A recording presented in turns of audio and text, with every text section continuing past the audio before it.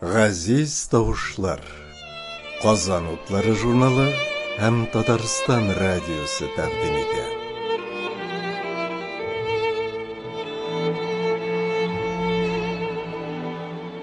Хөрмәтле радио тыңлаучылар, сезне тормыш өчен барлыгын исбатлап дигән тапшыру тыңларга чакырабыз.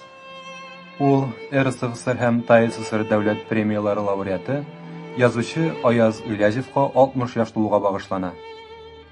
Әлеге тапшыру уңаеннан без студияга әдипнең үзен чакырдык һәм хәбәрчебез Зиннур Хөснетдинов язучыга берничә сорау белән мөрәҗәгать итте. Аяз Ильязев татар совет әдәбиятының әйдәп баручы, әйтергә кирәк, иң төп йөген тартып барган күренекле язучыларның берсе. Мин әлеге тапшыруны әзерләгәндә шул хакта уйландым. Теге яки бу мәсьәләгә карата әдипкә сорау бирү үзен аклар микән? Чөнки язучының барлык фикере, уй-гамәле аның әсәрләренә салына бит.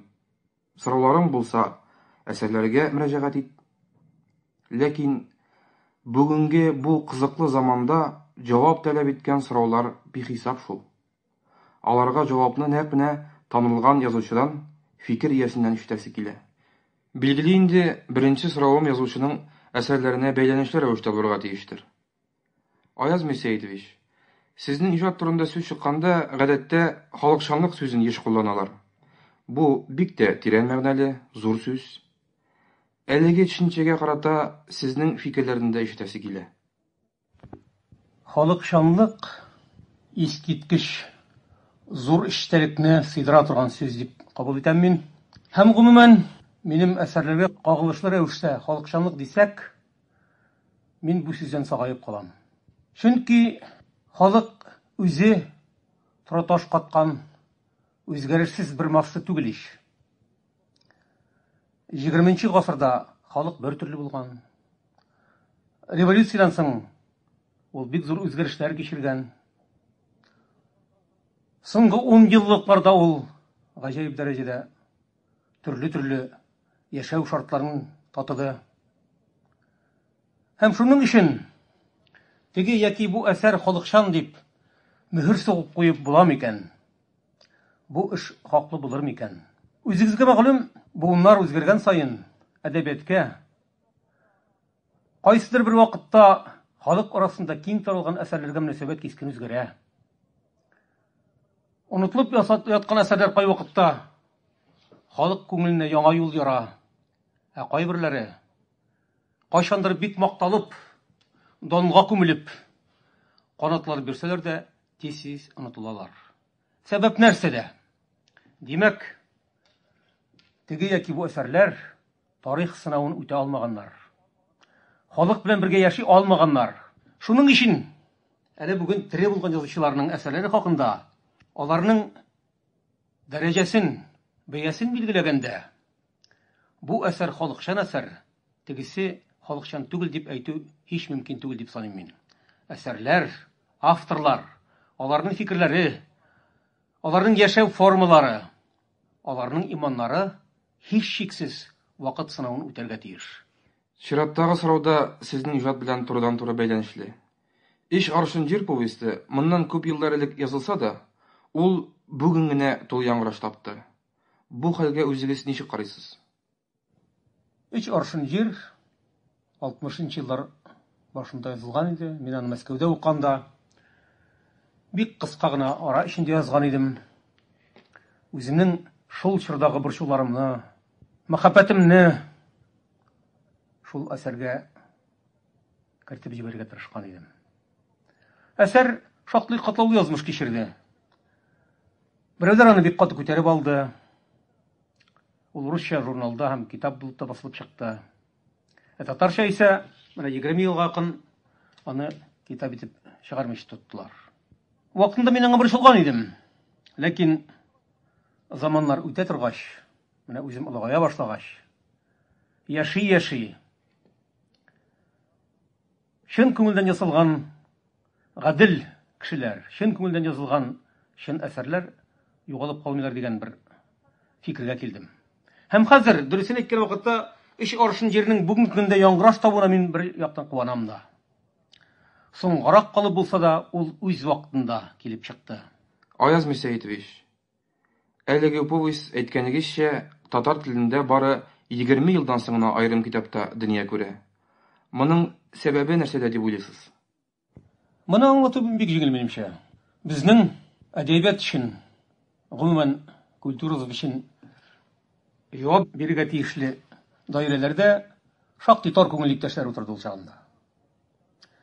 Алар татар әдәбиятын, татар драматургиясын, гомумән татар сәнгатен бер тар юлдан гына алып барырга уйладылар һәм шул юлга гына өндәделәр дә.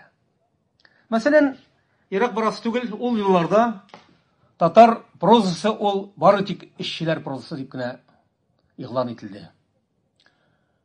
Эшчеләр темасына язган язучылар дәрәҗә алып, абруйлы булып макталып бирделәр. Татар поэзиясе гел солдат поэзиясе гына ул дип игълан ителде. Һәм шул темада, шул сферада туган шигъри әсәрләр алгы планга чыгып макталып бирделәр. Әлбәттә, эшчеләр турында да язарга кирәк. Шигъриятебез солдат тормышына да борылып карасын. Ләкин менә шушы тарайту һәм яшь язучыларны, әле ныгып килмәгән яшьләрне бары тик шул юлга гына кертеп җибәрү. Кемнәрнедер абындырды, кемнәрнедер сөрлектүрде, кемнәрнеңдер иҗатларын һичшиксез тарайтты. Һәм аның зарарын әле без бүгенге көндә дә татыйбыз. Бу сорау бүгенге көнебезгә карата. Хәзер хәбәрдарлык бар кешегә дә сүз әйтергә мөмкинлек бирде. Бу билгеле яхшы күренеш. Дистә еллар буе бәйдә торган телебез тишелеп китте. Шуның белән тормышта булган тискәре күренешләргә каршы кискен көрәш ачылды. Хәбәрдарлык акны ак, караны кара дип әйтергә мөмкинлек бирде. Ләкин шуның белән бер рәттән мондый мөмкинлектән файдаланып, без барыбыз да тәнкыйтьчеләргә әйләнеп китмәдек микән? Гласность, хәбәрдарлык бу сүз хәзер безнең илдә генә түгел, чиктәребезне үтеп, бөтен дөньяга яңа сүз булып, яңа иштәлек алып, набат булып яңгырый.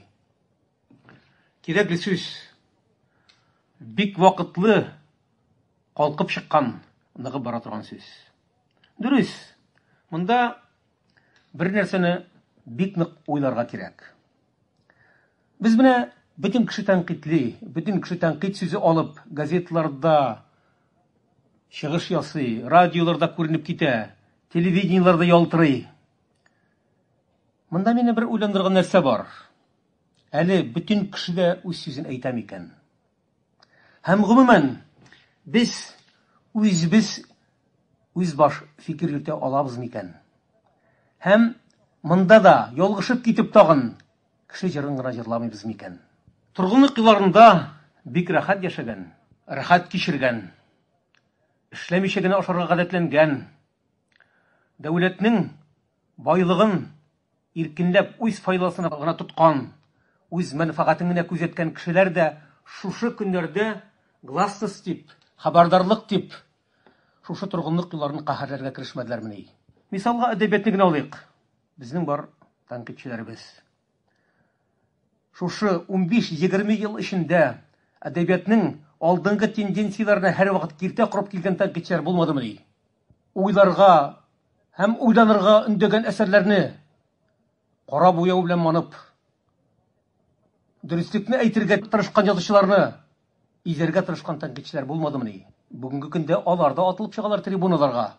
Һәм әле башка кешеләргә караганда алданрак атылып чыгалар. Һәм үзләрен нәкъ менә без үзгәрешнең яклаучылары, без моны күптән көткән идек дип аваз салалар. Шуның өчен тәнкыйтьнең нинди булуында гына түгел, тәнкыйтьнең кемнән һәм ни өчен чыгуына да игътибар итәргә кирәк дип уйлыйм мин.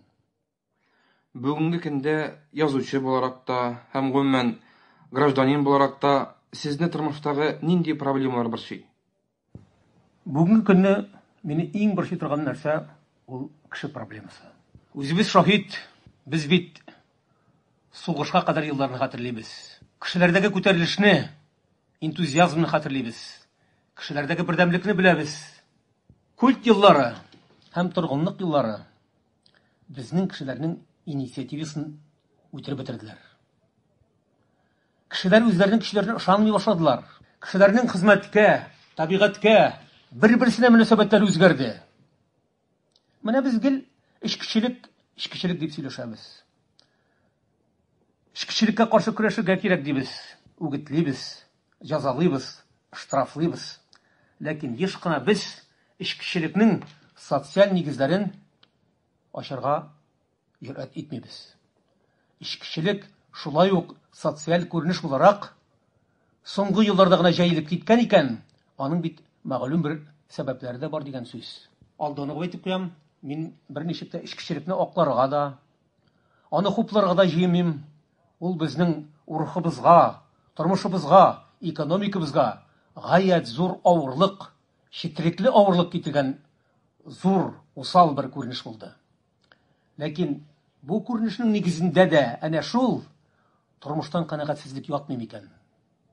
Социаль тигезсезлеккә пассив кына протест ятмый микән? Менә шушы торгынлык елларында йокымсыраган акыллы кешеләрне ничек уятырга хәзер?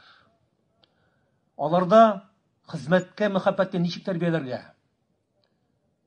Крестьянны, эшчене ничек итеп тагын да югарак күтәрергә? Аңа дәрт өстәргә? Аның аңлы гражданин булуына ничек итеп ирешергә? Анда политик активлыкны ничек тудырырга? Менә мине иң бер чыган мәсьәләләр шулар. Без политик акциялар вакытында, җыелышларда, бәйгеләрдә үзебезнең фикеребезне бүтән тулылыгы белән халык арасына чыгарга күнекмәгән. Халык ничектер куркып, субрак калган. Әле хәзердә бу үзгәрешләргә ышанып бетүчеләр булган кебек, ышанып бетмәүчеләр җитәрлек бит. Әле алар үзгәрешләргә шигәеп кенә карыйлар. Булды инде мондый хәлләр, башладылар да ташладылар. Тагын шул ук замана кайтыр. Тагын шул хәлләр туар дип куркып уйлаучылар да бар. Безнең төп бурыч үзгәрешләргә кырматка уку гына түгел. Безнең төп бурыч бүтән көчебез, бүтән барлыгыбыз, бүтән дәртебез, яшәешебезнең мисалы белән әнә шул үзгәрешләрне ныгыту. Аларга киң юл ачу. Һәм үзгәрешләрне тоткарлаучы, үзгәрешләргә киртә булып яшәүче пассив кешеләрне юлыбыздан алып ыргыту. Менә хәзергә иң кыены минемчә шул. Аяз Мирсәетович, бүген без шәхес культы турында да күп сөйлибез. Шәхес культы хакында кемнәндер ишетеп белгән кешеләр дә сөйли, китаптан укып белгәннәр дә һәм үз башыннан кичергән кешеләр дә язып чыгалар. Шулай ук ул сезнең язмышта да үзенең кара изен калдырып китте. Ул заманны сез ничек бәялисез? Менә кай вакытта ни өчен инде Сталинның шәхес культын купайтасыз, нигә ул турыда кабат кайтып сөйлисез дигән сораулар ишетергә туры килә. Әгәр илдә бер Сталин культы гына булса, аны халык алдында ачып салу, аның тамырын ачып күрсәтү бик җиңел булыр иде. Ул шул кадәр бер-берсенә тыгыз бәйләнгән ирле-ваклы культларны тудырды бит Сталинның шәхес культы. Райком секретарының үзенең культы бар иде. Колхоз председателенең үзенең культы.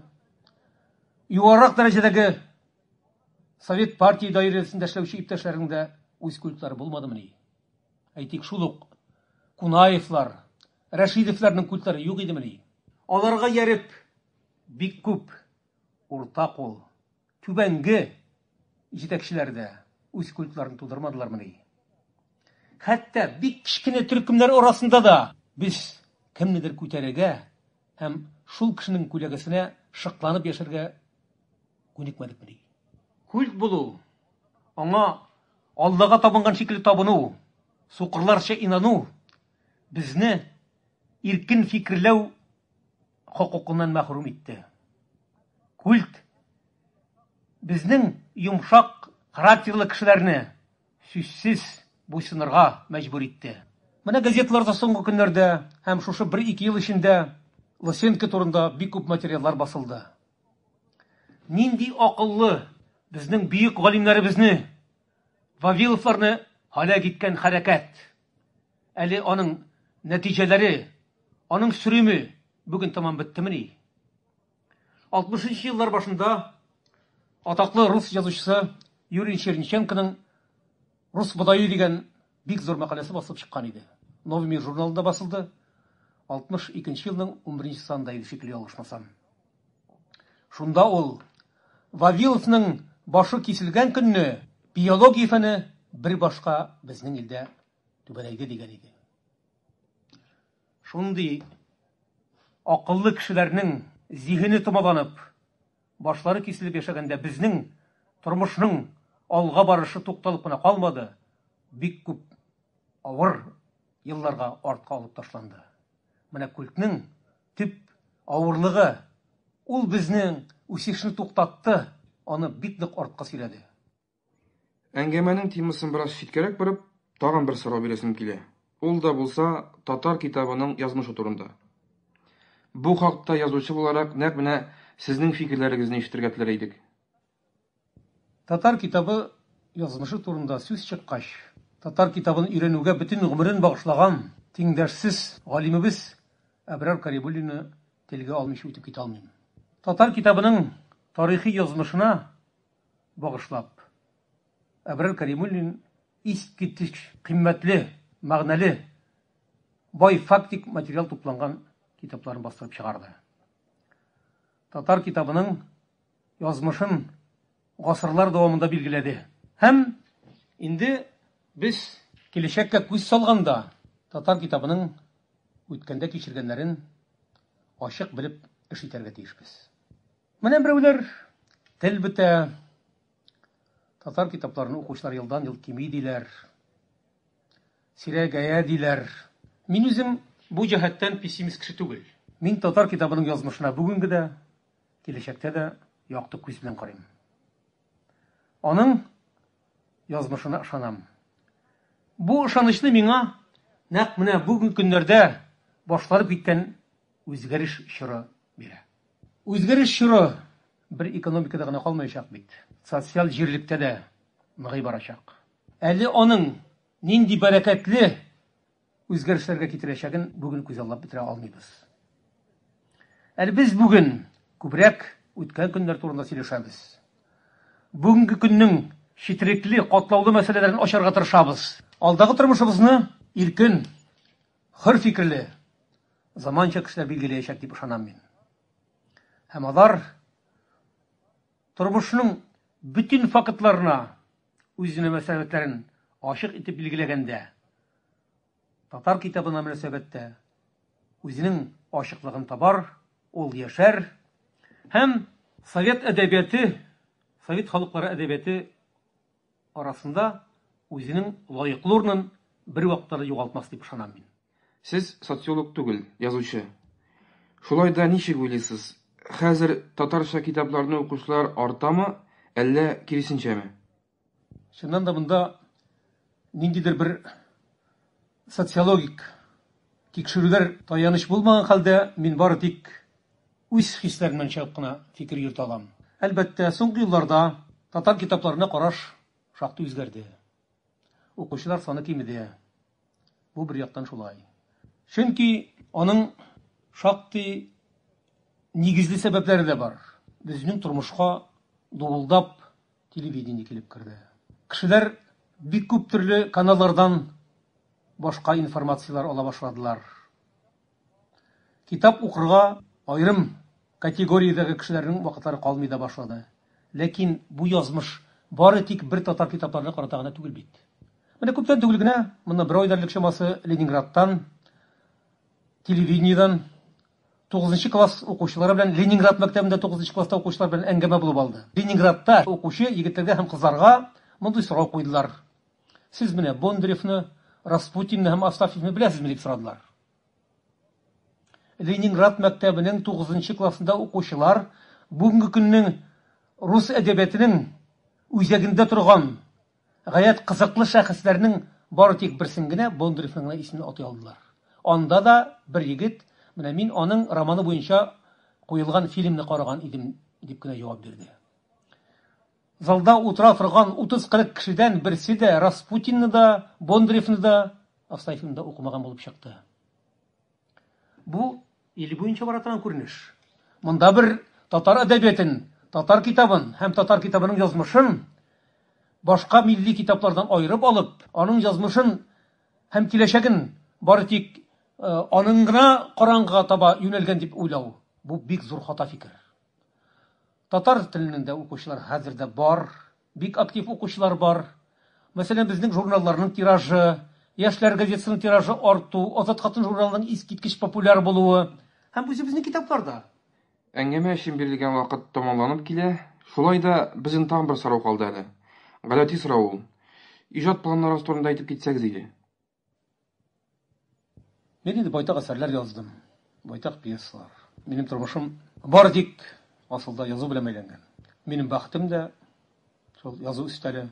Хәзер мин моннан берничә ел элек роман яза башлаган идем. Бу хакта мин газетларда да язып чыккаладым.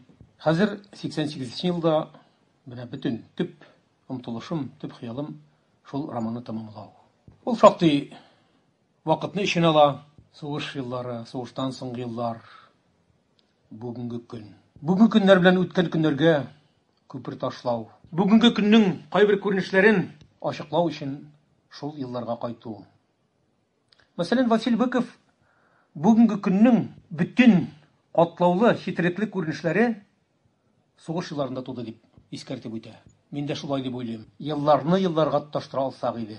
Елларны елларга ялгап, шушы катлаулы чорда яшәгән кешеләрнең язмышын тулаем ачып бирә алсак иде. Үзгәрешләр чоры бит безнең барыбыздан да ышанычлы хезмәт сорый. Сүз бер нәрсә, эш кирәк. Японнарның бер бик матур мәкале бар. Алар булай ди: караңгылыкны сүгеп яшәгәнче бер шырпы булса да кабыз ди. Менә мин шушы үзгәрешләр чорына көч бирер өчен, әгәр бер шырпы булса да кабыз алсам, һәм ул шырпы яктысы халыклар күңеленә барып төшалса, мин үземнең бурычымны нинди бер дәрәҗәдә үтәлгән дип санар идем. Әңгәмәдә катнашуыгыз өчен зур рәхмәт, Аяз Мирсәетович. Эшләрегездә уңышлар телибез сезгә. Һәм билгеле барлык радио тыңлаучылар исеменнән юбилейгыз белән котлыйбыз. Хөрмәтле радио тыңлаучылар, сез күренекле прозаик һәм драматург Аяз Гыйләҗев иҗатына багышланган тапшыру тыңлыйсыз. Хәзер сүзебез язучының иҗаты турында. Сез тыңлаячак язманың авторы, тәнкыйтьче Салих Маннапов. Аяз Гыйләҗев иҗатында татар прозасындагы һәм ил әдәбиятындагы гражданлык традицияләренең үзенчәлекле чагылышын да, язучының чор гаме белән дөрләгән милли колоритлы фикерләү рәвешен дә тыюы кыен түгел. Ул ачык максатлы, принципиаль юнәлешле әсәрләр авторы. Тормыш тудырган геройларның һәм проблемаларының тамырына төшеп, аларның үсеш яисә башка халәткә күчеш юлларын алдан күрергә, шул процесска җәмгыять мәнфәгатьләрендә йогынты ясарга омтылуны үзенең гражданлык бурычы дип санаучы әдип. Аяз Гыйләҗевнең күпчелек әсәрләре чын мәгънәсендә авылга чәйис тотып язылган. Күрәсең, моның төп ике сәбәбе бардыр. Беренчедән, язучы үзе авыл баласы. Сарман районының Шукмарлы авылында туып, балалык һәм үсмер еллары Зәй районының Югары Баграж авылында узган. Язгы карваннар, мәхәббәт һәм нәфрәт турында хикаят повестларының яшь геройлары арасында аның үзендә күргәндәй буласың. Язучыны олы әдәбият мәйданына нәкъ менә сугыш чоры яшүсмерләрнең үзәк изгеч якты һәм шул ук вакытта тирән фаҗигале кичерешләрен киләчәк буынга тапшыру, кордашларның шул аманатын үтәү бурычы алып чыккандыр кебек. Аяз Гыйләҗев әсәрләрендә авыл тормышына даими, эзлекле игътибар тагын шуның белән дә бәйле булса кирәк. Илебездә барган барлык процесслар, аларның матур яклары һәм кискен каршылыклары барыннан да бигрәк авылны кузгата, аның язмышында чагыла килә. Авыл көзгесендә язучы җәмгыятебез үсешендәге кыенлыклар һәм проблемалар чагылышын, кешеләр күңелендә барлык катлаулы үзгәрешләрне күрә. Аның әсәрләрендәге кырыс реализм, тирән моң һәм ныклы җигәр дә олы мәнфәгатьләр белән янып яшәдән килә. Аяз Гыйләҗев иҗатын яратып, күзәтеп баручылар яхшы белә. Ул укучы күңелендә яңгыраш тапкан повестлар остасы гына түгел, театрларыбыз сәхнәләрендә барган күп санлы драма әсәрләре авторы да. Җиргә тапшырылган серләр, Хушыгыз тургайлар, Сары чәчәк ата көнбагыш, Ифәк баулы былбыл кош һәм башка сәхнә әсәрләрен тамашачылар яхшы хәтерлидер. Галиәскәр Камал исемендәге Татар дәүләт академия театрының агымдагы сезонында сәхнәләштерелгән «Өч арышын җир» әсәре хаклы рәвештә вакыйга буларак билгеләп үтелде. Аяз Гыйләҗевнең әдәбиятыбыздагы хәл-әхвалләр турында борчылып, чаң сугып язган мәкаләләре, чыгышлары да укучыны битараф калдырмагандыр. Татарстан Язучылар союзы идарасы һәм Казан утлары журналының редколлегия әгъзасы, Язучылар союзына кабул итү комиссиясе председателе буларак та, ул принципиал юнәлешле зур җәмәгать эш алып бара. Әдәбият һәм театр сәнгатен үстерүдәге хезмәтләре өчен Аяз Гыйләҗевка Татарстанның һәм РСФСРның атказанган сәнгать эшлеклесе дигән мактаулы исемнәр бирелүе, иҗатының Татарстанның Габдулла Тукай исемендәге дәүләт премиясе белән билгеләп үтелүен әйтергә кирәк. Күптән түгел, аның Мәскәүдә рус телендә басылган Ажаган яктысында дип исемләнгән китабы зур бүләккә Россия Федерациясының Максим Горький исемендәге дәүләт премиясенә лаек булды. Билгеле, язучы өчен иң кадерле бүләк аның иҗатына укучылар тарафыннан булган игътибар һәм ихтирам. Аяз Гыйләҗев үзе дә укучылар алдында, халык алдында зур җаваплылыгын тоеп иҗат итә. Аның яңадан-яңа әсәрләренә фикер һәм сүрәт җәһәтеннән даими эзләнү хас. Кайсы гына әсәрен алма, аларның һәр кайсысында Аяз Гыйләҗев үзенә тугрылыклы булып кала. Геройларын, бигрәк тә үз рухына якын геройларын авыр сынаулар аша кичергә мәҗбүр итә. Һәм үзе үк шушы сынаулардан алар саф чыга күрсеннәр иде дип бөтен сулышы белән теләп борчылып тора. Бу иҗатның гаҗәп бер үзенчәлеге бар. Язучының фикер сөреше җирдән, һәр кайсыбызга якын иң гади төшенчәләрдән башланып китә. Алга таба да аның хис-сүрәт стихиясе шушы туфрактан аерылмый. Ләкин тора-бара әсәрнең кайсыдыр бер өлешендә көтмәгәндә генә укучыга үзен искә төшереп, үз тормышына кайту мөмкинлеге бирелә. Безнең инде рухыбыз җирдән күтәрелеп киткән. Ул инде тыелгысыз төстә аяз күккә ашкына. Дөнья, заман көн агышына гына түгел, үз яшәешенә дә бөтенләй башка күзләр белән карау заруриятын даулый. Аяз Гыйләҗевне шәхеснең чын бәһасен билгеләү мәсьәләләре дулкынландыра. Адәм баласының күңелендәге рухи гармония җимерелә калса, бу аны һәлакәткә алып бара дип раслый һәм җаны тәле белән кешелектек нигезләрен яклап көрәшкә күтәрелә. Аның әсәрләренең Бибинур һәм Хәйретдин агай, Җиһангир һәм Галикәй кебек якты шәхесләре. Һәр вакыт, һәр кем каршында үзен гаепле санаучы Бибинур карчыкка, әйтик, миһербансыз балаларын яклау нигә кирәк буласың? Ни өчен изге ялганы ачылу, балаларының рәхимсезлеге дөньяга фаш булу ихтималы аны соңгы чиккә борчуга сала.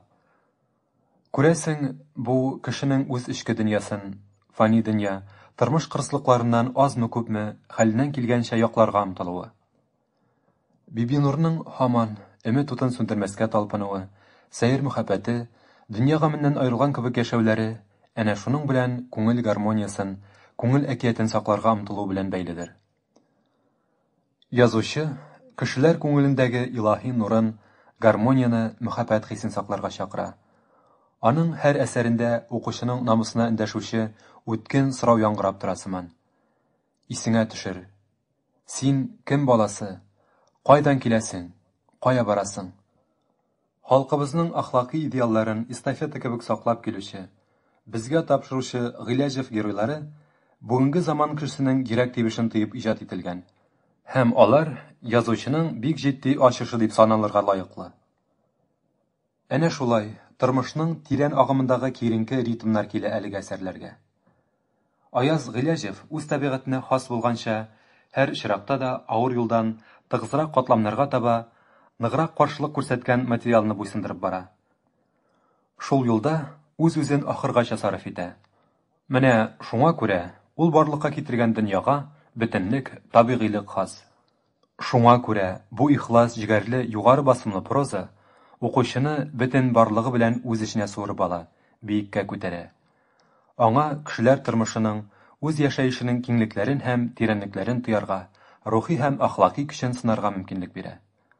Заманга аваздаш, иҗтимагый фәлсәфи проблематикасы, ахлакый максимализмы, үзенчәлекле образлар системасы белән Аяз Гыйләҗев иҗаты күп төсмерле бай татар прозасында кабатланмас күренеш булып яши. Проблемалар уртаклыгы, борчылу гамь уртаклыгы, актив позиция уртаклыгы белән ул илебез әдәбиятының магистраль юлында тоташа. Яңа тормыш төзүче чордашларыбызның коммунистик иманы, социаль өлгергәнлеге, ахлакый сафлыгы сагында тора. Сез тормыш өчен барлыгын исбатлап дигән тапшыру тыңладыгыз. Ул РСФСР һәм ТССР дәүләт премияләре лауреаты, күренекле прозаик һәм драматург Аяз Гыйләҗевка 60 яшь тулу уңаеннан әзерләнде. Тапшыруны әзерләүдә катнаштылар тәнкыйтьче Салих Маннапов һәм редактор Зиннур Хөснетдинов. Алып барды Инсаф Абдуллин.